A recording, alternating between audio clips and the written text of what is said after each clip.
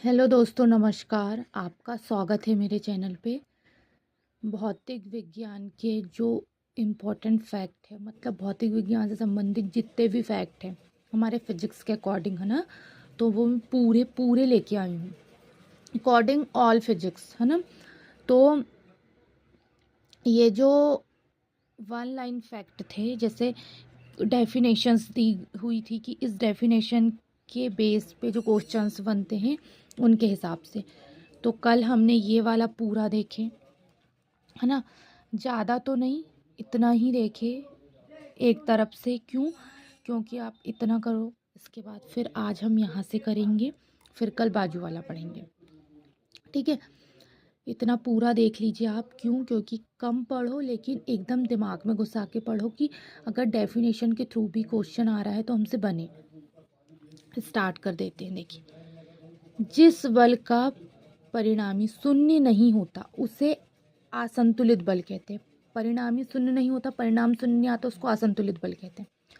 Newton के तृतीय नियम के अनुसार प्रत्येक क्रिया के बराबर परंतु विपरीत दिशा में प्रतिक्रिया होती है।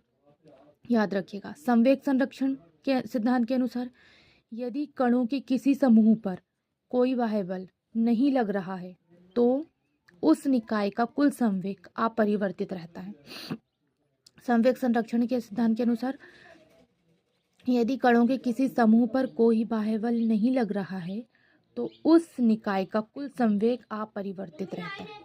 अभिकेंद्रीय बल, वे वस्तु वृत्ताकार मार्ग पर चलती है तो उस पर बल वृत्त के केंद्र की ओर से कार्य करता है। अभिकेंद्रीय बल, ठीक है। वृत्ताकार मार्ग में चल रही है तो उस पर बल वृत्त के केंद्र की ओर से कार्य करता है। अब केंद्रीय देखो, अब केंद्रीय ये कह रहा है, अब केंद्रीय में प्रतिक्रिया बल वृत्ताकार पथ पर चलायमान वस्तु द्वारा अन्य वस्तु पर लगता है। पृथ्वी का सूर्य के चारों ओर घूमना तथा इलेक्ट्रॉन का नाभिक के चारों ओर घूमना अभिकेंद्रीय बल का उदाहरण है। ये अभिकेंद्री था, ये अपकेंद्री था, ये अभिकेंद्रीय है। देखो, अभिकेंद्री में क्या बोला था मैंने? वृत्ताकार मार्ग पर तो वस्तु चल रही है लेकिन केंद्र की ओर से कार्य करता है। अभी अप प्रतिक्रिया बल वृत्ताकार पथ पर चलायमान वस्तु द्वारा अन्य वस्तु पर लगता है। अभिकेंद्रीय पृथ्वी का सूर्य के चारों ओर घूमना तथा इलेक्ट्रॉन का नाभिक के चारों ओर घूमना अभिकेंद्रीय बल का उदाहरण है।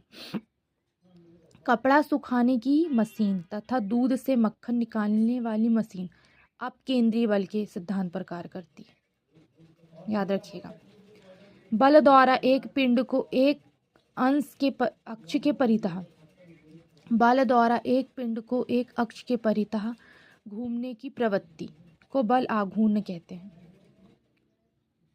बल द्वारा एक पिंड को एक अक्ष के परितः घूमने की प्रवृत्ति को बल आघूर्ण कहते हैं।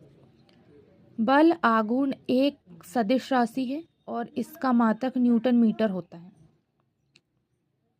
बल आघूर्ण एक सदिश राशि है, इसका मात्रक न्यूटन मीटर होता है। किसी पिंड का भार वह बल है जिससे पृथ्वी उसे अपने केंद्र की ओर खींचती है। किसी पिंड का भार वह बल है जिससे पृथ्वी उसे अपने केंद्र की ओर खींचती है। जब बल द्वारा किसी वस्तु में विस्थापन उत्पन्न किया जाता है तो उसे कार्य, मतलब कार्य हो रहा है, हम ये समझ सकते हैं। कार्य की माप लगाए गए बल तथा बल की दिशा में वस्तु के विस्थापन के गुणनफल के बराबर है। कार्य की माप बल एवं बल द्वारा लगाए गए दिशा में वस्तु के विस्थापन के गुणनफल के बराबर। कार्य करने की दर शक्ति कहलाता है, जबकि कार्य करने की क्षमता ऊर्जा कहलाता है। कार्य और ऊर्जा का मात्रक जूल है जबकि शक्ति का मात्रक वाट है। ऊंचाई पर स्थित स्प्रिंग वस्तु, स्प्रिंग, बांध बनाकर रोके गए जल आदि में स्थितिज ऊर्जा होती है। ऊंचाई पर वस्तु स्प्रिंग से बांध बनाकर रोके गए जल में स्थितिज ऊर्जा होती है। घड़ी की चाबी में संचित ऊर्जा को भी स्थितिज ऊर्जा ही कहते हैं हम। ऊर्जा संरक्षण के नियम के अनुसार ऊर्जा को ना तो उत्पन्न किया जा सकता है और ना ही नष्ट किया जा सकता है। याद रखिएगा।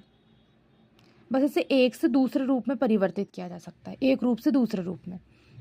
एक अश्व शक्ति 746 वाट के बराबर होती है, HP। वह न्यूनतम वेग जिसमें प्रतिक्षेपित करने पर कोई पिंड पृथ्वी के गुरुत्वीय क्षेत्र से बाहर निकल जाए उसे पलायन वेग कहते हैं। वह न्यूनतम वेग जिसमें प्रक्षेपित करने पर कोई पिंड पृथ्वी के गुरुत्वीय क्षेत्र से बाहर निकल जाए उसे पलायन वेग कहते हैं।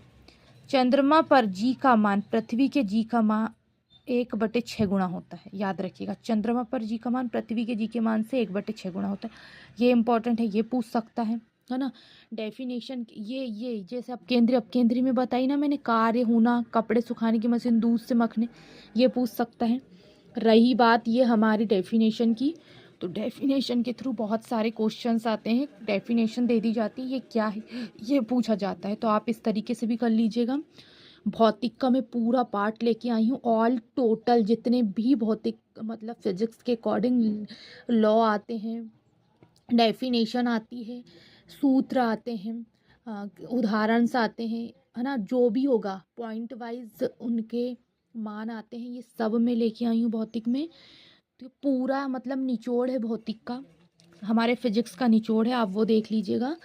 मैं ऐसा ऐसा एक एक दिन पढ़ाते जाऊंगी तो आपको बर्डन नहीं पड़ेगा, ठीक है। आज के लिए बस इतना ही, नेक्स्ट कल। धन्यवाद।